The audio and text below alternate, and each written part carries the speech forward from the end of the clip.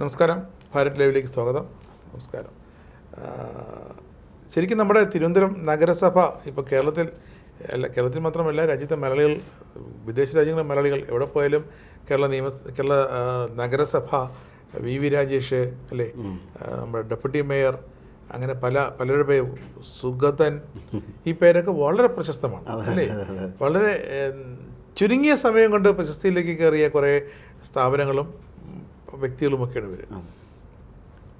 Mayor V രാജേഷിൻ്റെ പറഞ്ഞല്ലോ, എനിക്ക് പെട്ടെന്ന് ഒരു മാസം കൊണ്ട് എനിക്കൊന്നും ചെയ്യാൻ പറ്റില്ല, ഞാൻ മേയറായാലും എനിക്ക് സമയം വേണം എന്നൊക്കെ അന്ന് അദ്ദേഹം പറഞ്ഞായിരുന്നു.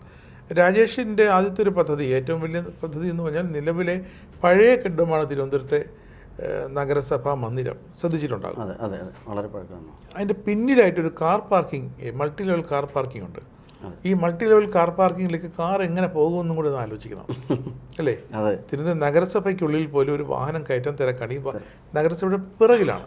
ഈ നഗരസഭയുടെ പിന്നിലുള്ള ഒരു റോഡുണ്ട്. പിന്നെ നമ്മുടെ അപ്പുറത്തെ ഈ സംസ്ഥാന തെരഞ്ഞെടുപ്പ് കമ്മീഷൻ്റെ അവിടെ ഒരു എൻട്രൻസ് ഉണ്ട്. അവിടെയും ഇടുങ്ങിയൊരു റോഡുണ്ട്, ഒരു വാഹനത്തിന് കടന്നു പോകാൻ പറ്റുന്ന. ഈ വാഹനത്തിൽ വന്നു വേണം ഈ മൾട്ടി ലെവൽ പാർക്കിങ്ങിലേക്ക് കയറാൻ. അന്ന് ആര്യ രാജേന്ദ്രൻ കൊണ്ടുവന്നൊരു വലിയ സ്വപ്ന പദ്ധതിയാണ്. പക്ഷേ നഗരത്തിൽ പലയിടത്തും പറഞ്ഞിട്ടുണ്ട്, നഗരസഭയിൽ കൊണ്ട് കാർ പാർക്ക് ചെയ്തിട്ട് നിങ്ങൾ ബസ്സിൽ കയറി നഗരം ചുറ്റാൻ പോകുന്നൊക്കെ. പക്ഷേ എങ്ങനെ കാർ കൊണ്ടുവരും എന്നുള്ളതാണ്. അപ്പോൾ അതിനൊക്കെ ഒരു ശാശ്വത പരിഹാരമാണ് ഈ സ്ഥലം. ഈ വീർപ്പ് മുട്ടി കിടക്കുന്നുണ്ട്, അതിനെ അവിടെ നിന്ന് മാറ്റി നഗരസഭയുടെ മറ്റു സ്ഥലത്തേക്ക് മാറ്റുക. പകരം ഈ സ്ഥലത്തൊരു 4 നില മൾട്ടി ലെവൽ ഒരു പുതിയ നഗരസഭ സമുച്ചയം, തലസ്ഥാനത്തിൻ്റെ നഗരസഭ സമുച്ചയം. അതിൽ ഇപ്പോൾ നമുക്കുള്ള 101 കൗൺസിൽ വാർഡ് മെമ്പർമാരാണ്, വാർഡുകളുണ്ട്. 200 മെമ്പർമാരെ വിഭാവനം ചെയ്തുകൊണ്ടുള്ള ഒരു വലിയൊരു മന്ദിരമാണ് ഇപ്പോൾ പ്രാരംഭ ചർച്ച കഴിഞ്ഞ കൗൺസിലിൽ. അത് മേയർ വി രാജേഷ് പ്രഖ്യാപിക്കുകയും ചെയ്തു. അതിൽ എല്ലാവിധ സംവിധാനങ്ങളും ഉണ്ടാകും. ഈ കൗൺസിലർമാർക്ക് വിശ്രമിക്കാനുള്ള ഇടം, അതുപോലെ തന്നെ പുതിയ കൗൺസിൽ ഹാൾ നമ്മുടെ നിയമസഭാ മാതൃകയിൽ, അങ്ങനെ പുതിയ ആധുനിക സംവിധാനങ്ങളെല്ലാമുള്ള. അപ്പോഴാണ് നേമത്ത് മത്സരിച്ച് തോറ്റ മുൻ മന്ത്രി, മുൻ മേയർ വി ശിവൻകുട്ടി പതിവ് പോലെ ചാടി വീണ് രംഗത്തിറങ്ങിയത്. അതായത് അദ്ദേഹം ഓർക്കണം, അദ്ദേഹം CPM-ൻ്റെ സംസ്ഥാനതല നേതാവാണ്, തിരുവനന്തപുരം ജില്ലക്കാരനാണ്, സംസ്ഥാന നേതാവാണ്, ഒരല്പം കാര്യവിവരമുള്ള മനുഷ്യനായിരുന്നു. പക്ഷെ അദ്ദേഹം നഗരസഭ എന്ന് കേട്ടാൽ ചാടി വീഴും, മണ്ടത്തരം പറയും ചെയ്യും. അതെ. ആര്യ രാജേന്ദ്രൻ തോറ്റപ്പോൾ ആര്യ രാജേന്ദ്രനെ നിശിതമായി വിമർശിച്ചു.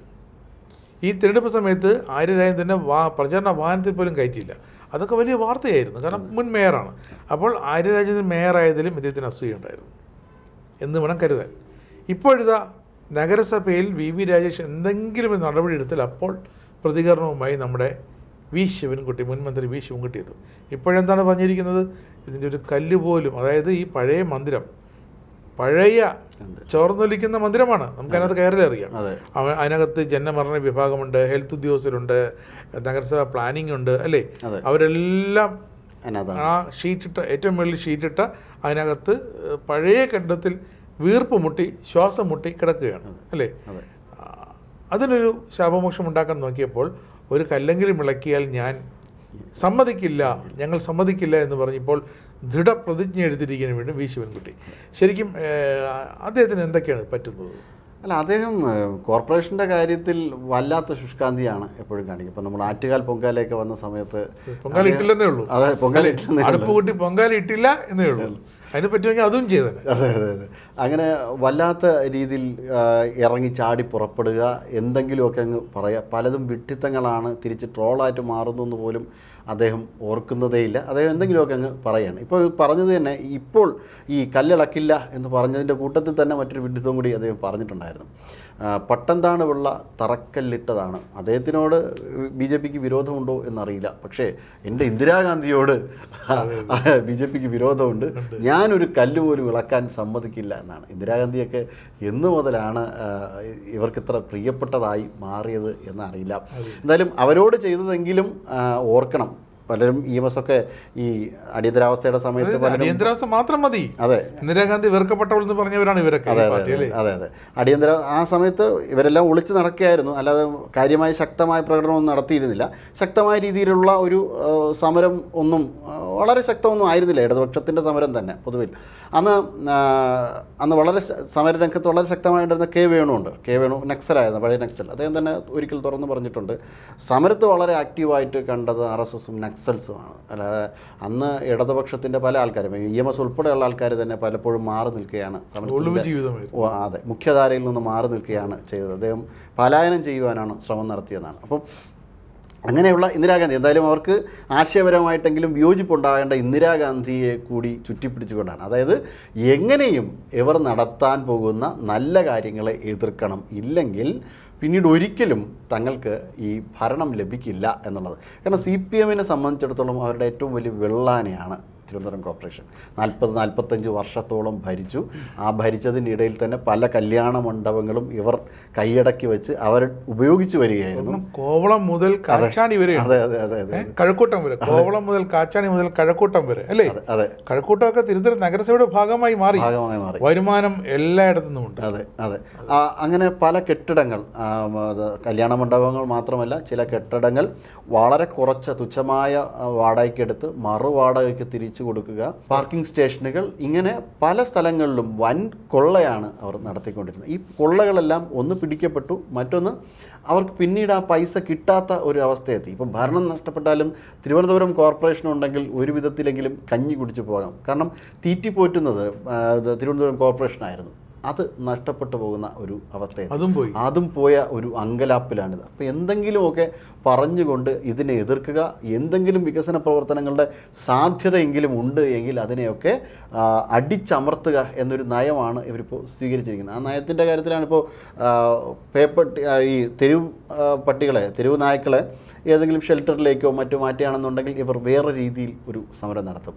ഈ സമരങ്ങളുടെ എല്ലാം പ്രത്യേകത, ഈ സമരങ്ങളിലെല്ലാം ഒരേ ആൾക്കാരായിരിക്കും. ഇപ്പോൾ പാർക്കിംഗ് സ്റ്റേഷനുമായി ബന്ധപ്പെട്ട് ഈ ബാധിക്കപ്പെട്ട ഒരു മുതലാളി ഈ നായ്ക്കളുടെ സമരത്തിൻ്റെ ഇടയിൽ കണ്ടിട്ടുണ്ട്, അതിനകത്തുണ്ട്. അപ്പോൾ അതോടൊപ്പം തന്നെ ഈ മാലിന്യ പ്രശ്നവുമായി ബന്ധപ്പെട്ട് ഈ മാലിന്യ ലോബിയുടെ ആൾക്കാർ പലതും ഈ സമരങ്ങളിലൊക്കെ നമുക്ക് കാണാൻ പറ്റും.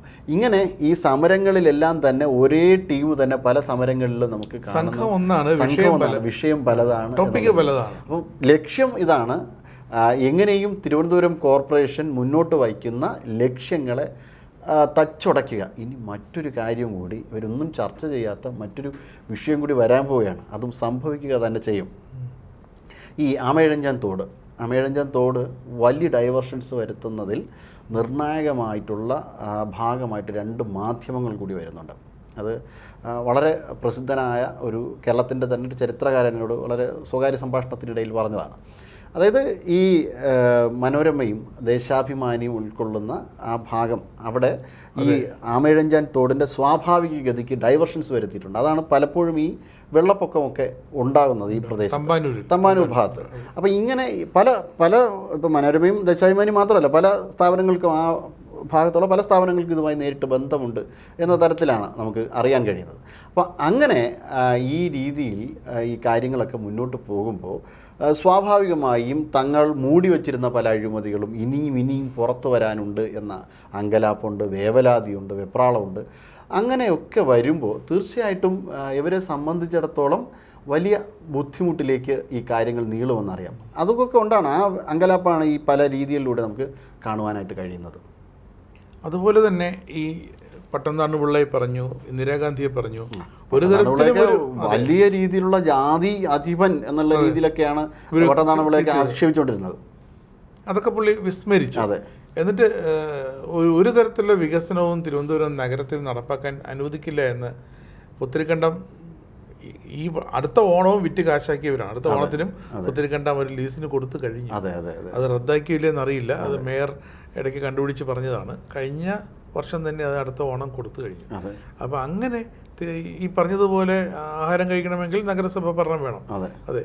അപ്പോൾ ഇപ്പോൾ ലീഗാണ്, മുസ്ലിം ലീഗിനാണ് എനിക്ക് തദ്ദേശ സ്ഥാപനത്തിൻ്റെയൊക്കെ ഈ സംഘടനാ ചുമതല മൊത്തം ലീഗാണ്. അപ്പോൾ തിരുവനന്തപുരം നഗരസഭയിലും ലീഗുകാർക്കിപ്പോൾ ഒരു ശക്തമായ സ്വാധീനം കാണും.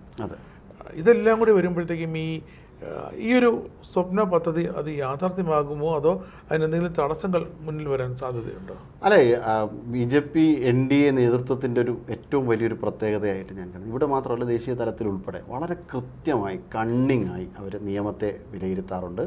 എന്താണ് ചെയ്യാൻ പറ്റുന്നതിൻ്റെ സാധ്യതകൾ അവർ വിലയിരുത്തി തന്നെയായിരിക്കും കാര്യങ്ങൾ തീരുമാനിക്കുന്നത്. ഇപ്പോൾ സുഗതൻ്റെ വിഷയമായാലും ഇനി നമുക്ക് നേരെ ഒന്നും കൂടെ ദേശീയ വിഷയത്തിലേക്ക് പോയാൽ ആർട്ടിക്കിൾ 370 കാര്യം സ്വപ്നത്തിൽ പോലും ആരും വിചാരിച്ചിട്ടില്ല ആർട്ടിക്കിൾ 370 പിൻവലിക്കാൻ പറ്റുമെന്ന്. ഇങ്ങനെ ഒരു സാധ്യത ഞാൻ ഭരണഘടന പലതവണ വായിച്ചിട്ടുണ്ടല്ലോ. ഞാൻ എങ്ങനെയായിരിക്കും ഇവർ ആർട്ടിക്കിൾ 370 പിൻവലിക്കാൻ പോകുന്നത്, ഇങ്ങനൊരു എക്സിക്യൂട്ടീവ് ആക്ഷൻ്റെ. കാരണം നിയമസഭയിലെ ഈ പറഞ്ഞ പോലെ 2/3 മെജോറിറ്റിയിൽ കശ്മീർ നിയമസഭ പാസ്സാക്കണം, ഇങ്ങനെയൊക്കെയുള്ള ക്ലോസുകളുണ്ട്. അപ്പോൾ ഈ ക്ലോസിനെ എങ്ങനെയാണ് ഇവർ മറികടക്കുന്നതെന്ന് ഞാൻ ആലോചിച്ചുകൊണ്ടിരുന്നത്. പക്ഷേ അത്ര ബ്രില്യൻ്റ് ആയിട്ടുള്ള അഡ്വക്കേറ്റ്സ് ഉണ്ട് അവരുടെ കൂട്ടത്തിൽ, NDAയുടെ കൂട്ടത്തിൽ. വളരെ കൃത്യമായിട്ട് നിയമത്തെ അപഗ്രഥിച്ചുകൊണ്ട് കാര്യങ്ങൾ നടപ്പിലാക്കിയെടുക്കുവാനുള്ള ഒരു ശക്തിയും ശേഷിയുമാണ് അവരുടെ ഏറ്റവും പ്രധാനപ്പെട്ട പ്രത്യേകത. അതുകൊണ്ടാണ് അവർ ആവർത്തിച്ച് ഭരണത്തിൽ വരുന്നതും അവർക്ക് ഭരിക്കാൻ കഴിയുന്നവരുടെയൊക്കെ വെല്ലുവിളിക്ക് അപ്പുറത്തേക്ക് അവർക്ക് മുന്നോട്ട് പോകാൻ. ഈ ശിവൻകുട്ടിയാണ് ആദ്യമായിട്ട് വി രാജേഷിനെ വെല്ലുവിളിക്കുന്നത്. ഈ 35 സീറ്റ് കിട്ടുമെന്ന് പറഞ്ഞപ്പോൾ ഒരു സ്വർണ്ണ മോതിരമൊക്കെ പന്തയം വെച്ചിരുന്നു. അപ്പം ഒരു പന്തയം എന്നതിനപ്പുറം ഈ ഭരണകാര്യങ്ങളിൽ വളരെ കൃത്യമായിട്ട് എവിടെയാണ് ലൂപ്പ് ഹോൾ ഉള്ളത്, എവിടെയാണ് നിയമത്തിൻ്റെ സാധ്യതകളുള്ളത് എന്ന് നോക്കിയിട്ട് അവർ നടപ്പിലാക്കുമെന്ന് പറഞ്ഞാൽ തീർച്ചയായിട്ടും നടപ്പിലാക്കുക. എന്നൊരു യാതൊരു സംശയമില്ല. പ്രധാനമന്ത്രി കൊണ്ടുവരുമെന്ന് പറഞ്ഞാൽ പ്രധാനമന്ത്രി കൊണ്ടുവരിക്കും, ബ്ലൂ പ്രിൻ്റ് ഇറക്കുമെന്ന് പറഞ്ഞാൽ ബ്ലൂ പ്രിൻ്റ് ഇറക്കിയിരിക്കും. 5 വർഷം ഇങ്ങനെ ഭരണം നടത്തുമെന്ന് പറഞ്ഞു കഴിഞ്ഞാൽ അങ്ങനെ നടത്തും എന്ന് അവർക്കറിയാം കൃത്യമായിട്ട്. അവരതിൽ ഭയപ്പെടുന്നുണ്ട് എന്നുള്ളതാണ്. മോദി കേരളത്തെ നോക്കുന്നു എന്ന് പറഞ്ഞു കഴിഞ്ഞാൽ മുരളീധരനായാലും VD സതീശനായാലും മാധ്യമങ്ങൾക്ക് മുന്നിൽ നിന്ന് അത് മോദി അങ്ങനെ പറഞ്ഞിട്ടുണ്ടെങ്കിൽ എന്തോ കാര്യങ്ങളുണ്ട്, അല്ലെങ്കിൽ BJP നേതൃത്വം ഇങ്ങനെ പറഞ്ഞിട്ടുണ്ടെങ്കിൽ എന്തോ ഒരു കാര്യമുണ്ട് എന്ന് മാധ്യമങ്ങളുടെ മുന്നിൽ തുറന്ന് സമ്മതിക്കുകയാണ്. അവർക്കത് കൃത്യമായിട്ട് അറിയാം. ഇനി ഞങ്ങൾക്കൊരിക്കലും ഇതിൻ്റെ ഭരണം കിട്ടില്ല എന്നവർക്ക് ഏറെക്കുറെ ഉറപ്പുണ്ട്. ആ വെപ്രാളമാണ് പല രീതിയിലൂടെ അവർ കാണിക്കുന്നത്. ഇനിയിപ്പോൾ വി ശിവൻകുട്ടി ഇപ്പോൾ ഇത്രയും കിടന്ന് ബഹളം വയ്ക്കുന്നു. അദ്ദേഹത്തിൻ്റെ ശേഷം മേയറായ ശ്രീകുമാർ, അദ്ദേഹം ഈ സുഗതൻ്റെ ഈ അവധി അപേക്ഷ വന്നപ്പോൾ വോട്ട് കൗൺസിൽ യോഗത്തിൽ വന്നില്ല. അത് മാത്രം വാർത്തയുമായില്ല അല്ലേ? മറ്റ് മുഖ്യധാരാ മാധ്യമങ്ങളൊന്നും വാർത്തയാക്കുന്നില്ല. അല്ലെങ്കിൽ അതല്ലേ വാർത്തയാകേണ്ടത്? ഇപ്പൊ BJP ഭാഗത്ത് നിന്ന് ഒരാൾ വന്നില്ലെങ്കിൽ എന്തായിരുന്നേ? BJPയുടെ ഒരു കൗൺസിലർ വന്നില്ലായിരുന്നെങ്കിൽ എന്തൊക്കെ ചിത്രവധം തേജോവധമായിരുന്നേ? ഇതാരും മിണ്ടുന്നില്ല, ആരും ആ ഭാഗത്തേക്ക് നോക്കാൻ മെനക്കെടുന്നില്ല. കാരണം അതൊരു വിരോധാഭാസമല്ലേ ഇവർ കാണിക്കുന്നത്? അതെ, തീർച്ചയായിട്ടും. അത് ഇവരെ സംബന്ധിച്ചിടത്തോളം മാധ്യമങ്ങൾക്ക് കേരളത്തിൽ, പ്രത്യേകിച്ചും കേരളത്തിലെ മാധ്യമങ്ങൾ, കേരളത്തിലെ സെലിബ്രിറ്റികൾക്ക് സെലക്റ്റീവായ ദൃശ്യങ്ങളേ ഉള്ളൂ. ചില ദൃശ്യങ്ങൾ അവർ കാണില്ല. ചില പരീക്ഷകളിൽ ആൾക്കാർ പാസ്സായി റാങ്ക് നേടി തെരുവിൽ മണ്ണ് തിന്നാലും അവരാരും കാണില്ല.